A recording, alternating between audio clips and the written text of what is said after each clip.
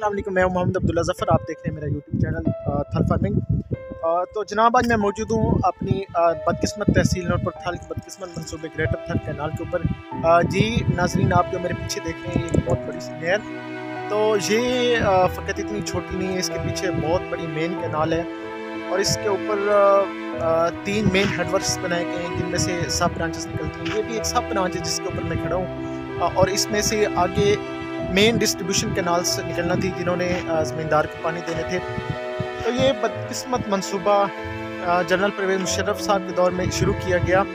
वो उनकी हुक्मरानी जैसी थी, जो उन्होंने इक़्तिदार जैसे संभाला था उस चीज़ से आपको इख्तलाफ हो सकता है, लेकिन जो प्रोजेक्ट्स उन्होंने शुरू किए थे वो बेहद कीमती थे और उनके नताइज बड़े दूर रास होने थे।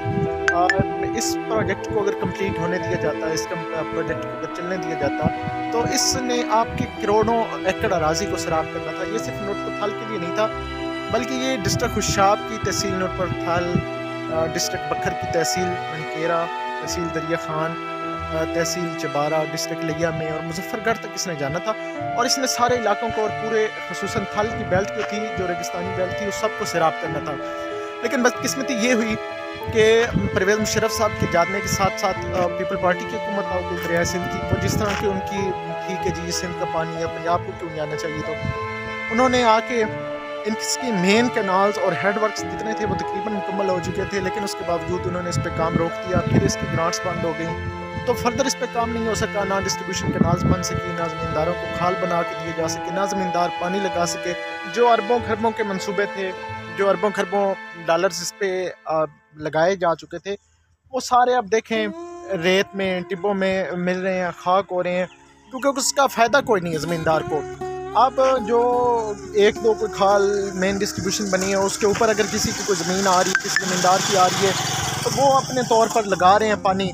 तो ये फिर शशमाई कर दी गई कि मतलब गर्मियों के 6 महीने इसमें आता है, अप्रैल में पानी आता है, मई जून जुलाई अगस्त सितंबर अक्टूबर तक आता है, फिर नवंबर दिसंबर में फिर ये नहर बंद हो जाती है और बंद रहती है। तो खैर मेरी अरबाब इख्तियार से हमारी गुजारिश है, मेरी तरफ से नहीं बल्कि पूरे थल की जानब से, कि खुदारा इस तरह के प्रोजेक्ट्स को चलने दिया गया। इस तरह के प्रोजेक्ट से ही तब्दीली आती है, इस तरह के प्रोजेक्ट से ही लॉन्ग टर्म फ़ायदा मंद साबित होते हैं। ये देखें इस तरह कितनी थल के वीरान रकबे पड़े हैं, जो बरानी रकबे हैं।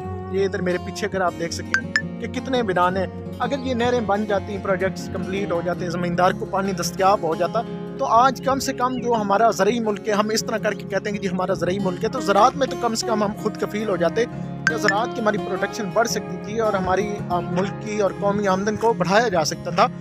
बजाय इसके कि आप एक शहर में कोई जंगले बना दें, कोई इस तरह की सड़कें बना दें, कोई उसको चिड़िया घर बना दें और अरबों डॉलर आप वहाँ पे इन्वेस्ट कर दें, बल्कि इस तरह के मंसूबे होने चाहिए जिसकी आउटपुट हो, आउटकम हो उसका, लॉन्ग टर्म चलने वाले हों, आपके अंदर नस्लों को फ़ायदा दें।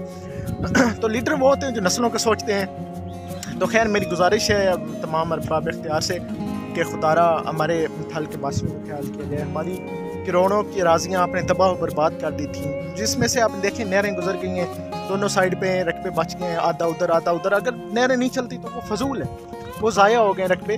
तो मेरी अरबाब इख्तियार से गुजारिश है कि इस प्रोजेक्ट पे काम को जारी किया जा सके। अभी जो रिसेंटली हुकूमत गई है पंजाब में तहरीक इंसाफ की, उसमें कोई वर्ल्ड बैंक के ताउन से कोई प्रोजेक्ट शुरू होने लगे थे, कोई स्कीम्स आई, यहाँ पे कोई सर्वे वगैरह हुए, लेकिन बस किस्मत ही कुछ ऐसी थी कि उनको भी एंड पे ख्याल आया कि हमें कुछ करना चाहिए। जाते जाते जब उन्होंने सर्वे मुकम्मल करवा दिए, अभी आके वो सारे सर्वे और सारा काम बंद हो गए। तो इस तरह के मंसूबों को जारी रहना चाहिए और काम मुकम्मल होना चाहिए।